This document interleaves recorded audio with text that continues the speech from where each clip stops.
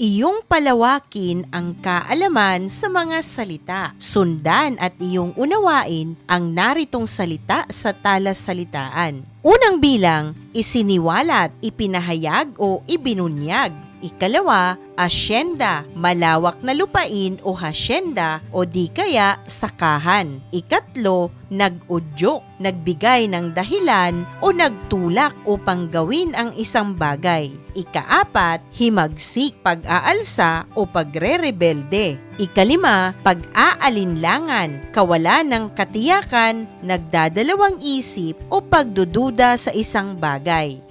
Ika-anim, kaakibat, kasama o kaugnay ng isang bagay.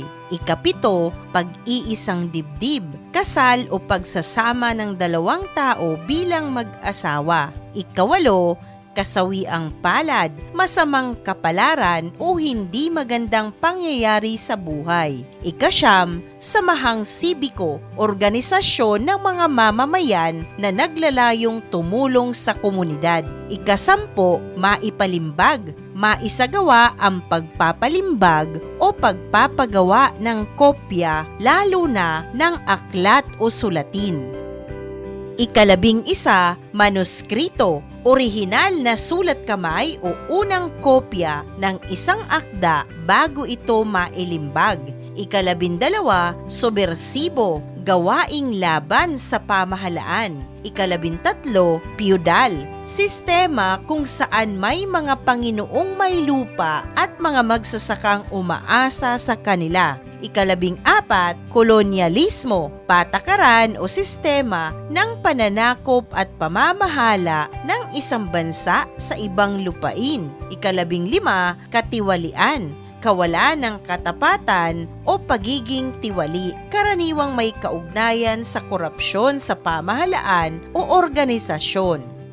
Iyong naunawaan ang kahulugan ng mga piling salita na ginamit sa akda. Basahin natin ang tekstong aralin na pinamagatang ang pagkakasulat ng El Filibusterismo. Ito ay buod at panulat ni Leomar G. Mercado.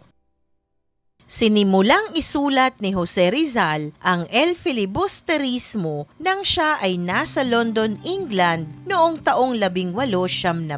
Subalit dahil sa pangyayaring naganap sa kanya, nagbago ang kanyang plano na kanyang isiniwalat sa kanyang liham kay Mariano Ponce. Isa sa mga nakapagpabago ng kanyang plano ay ang balitang pinarusahan ng mga praile ang kanyang mga kaanak sa asyenda sa Calamba. Ito ang maaaring nag-udyok kay Rizal na mabigyang himig paghihimagsik ang nobela. Pangalawa, nasaksihan niya sa Madrid ang hindi pagkakaisa ng iisang layunin ng mga Pilipino. Bukod sa pag-aalinlangan sa sama-samang paggawa tungo sa pagbabago. Pangatlo, ang nabalitaan niyang pag-iisang dibdib ni Leonor Rivera kay Charles Henry Keeping, bagay na nagpabago ng kanyang paglalarawan kay Paulita Gomez na nagpapakita ng kasawiang palad sa nobela. Hunyo taong 1870, nasa Brussels si Jose Rizal nang balakin niyang isulat ang karugtong ng nobelang Noli Me Tangere. Noong 5 ng Hulyo taong 1871, nagdesisyon si Rizal na iwan ang Brussels at lumipat sa Ghent sa Belgium. Ginawa niya ito dahil sa dalawang dahilan. Una, mas mura ang halaga ng pagpapalimbag sa Ghent. Pangalawa, gusto niyang iwasan ang nakatutuksong kagandahan ni Suzanne Jacobi. Sa Ghent, kasama niya si Jose Alejandrino sa isang simpleng bahay paupahan. Dito namuhay sila sa kahirapan. Hindi regular na dumadating ang tulong mula sa Samahang Sibiko sa Maynila na nagbibigay ng suporta sa mga Pilipinong nasa Madrid. Hindi pa rin nakukolekta ang bayad para sa nobelang Noli Me Tangere at ang pera mula sa kanyang mga magulang ay hindi regular na dumadating. Kaya naman, nagtipid sila ni Alejandrino para may sapat na panggasto sa kanilang pagkain. Ang ganitong kalagayan, habang sinusulat niya ang El Filibusterismo, marahil ay nakatulong sa pagbibigay ng malungkot na tono sa nobela. Nangutang siya kahit kanino upang maipalimbag ang kanyang nobela. Si Valentin Ventura ang nagpahiram sa kanya ng 150 piso para sa pagpapalimbag nito. Matapos ang 1 taon, natapos ni Jose Rizal ang El Filibusterismo sa kabila ng kanyang mga paglalakbay at iba pang mga gawain. Noong Agosto 1871, isinumite ni Rizal ang manuskrito ng El Filibusterismo sa isang imprenta sa Gent. Ngunit nagkaroon ito ng mga patigil-tigil at nagtagal ang pag-imprinta dahil sa kakulangan niya sa pera. Gayunpaman, nailathala ang nobela noong Setyembre 18, taong 1871.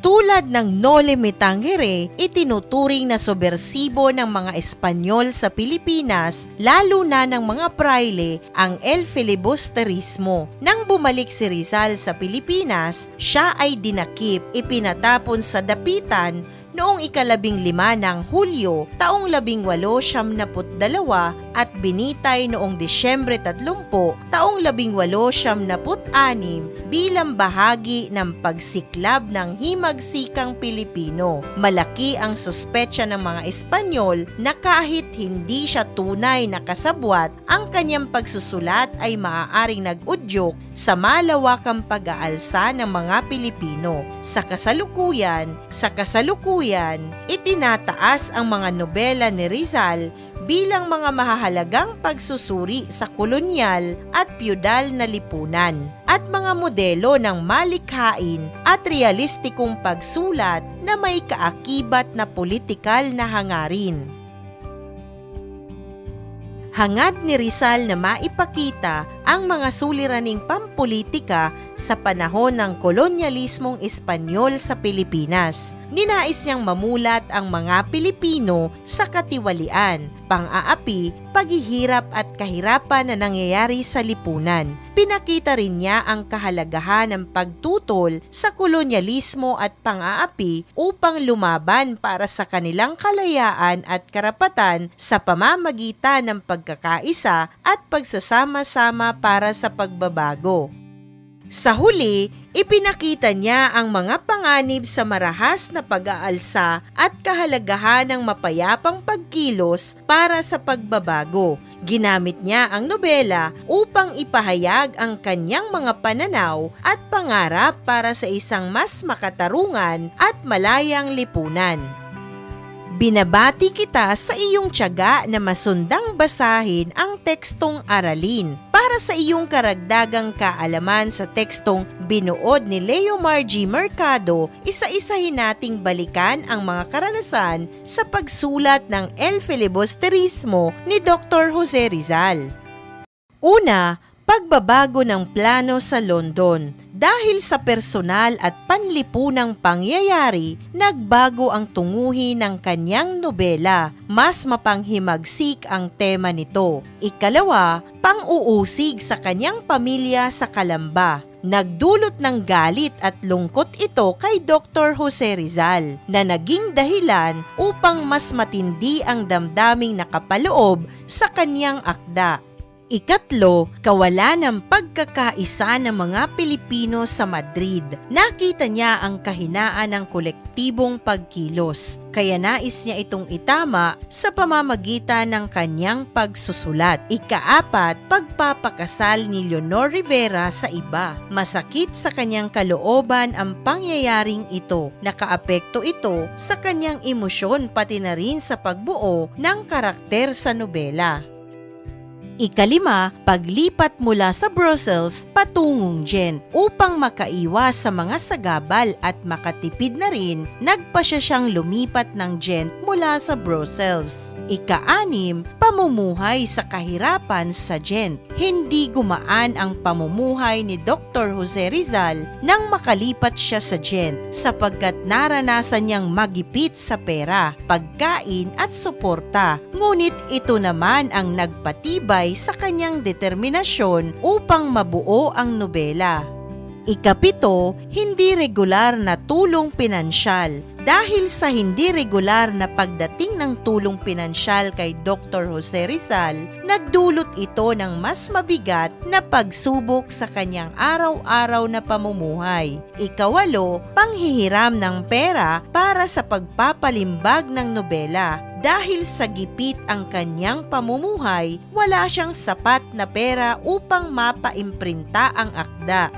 Ikasyam, pagkaantala ng pag-imprinta ng nobela. Naging mabagal ang proseso ng publikasyon dahil sa kakulangan ng pondo sa imprintasyon ng akda. Ikasampu, pang-uusig ng mga Espanyol matapos mailathala ang nobela. Ang kanyang akda ay naging dahilan ng kanyang pagkakabilanggo at kamatayan. Natukoy na natin ang ilang karanasan ni Rizal kaugnay ng paglikha niya ng nobela. Unawain naman natin ang mga layunin ni Dr. Jose Rizal sa pagsusulat ng nobelang El Filibusterismo.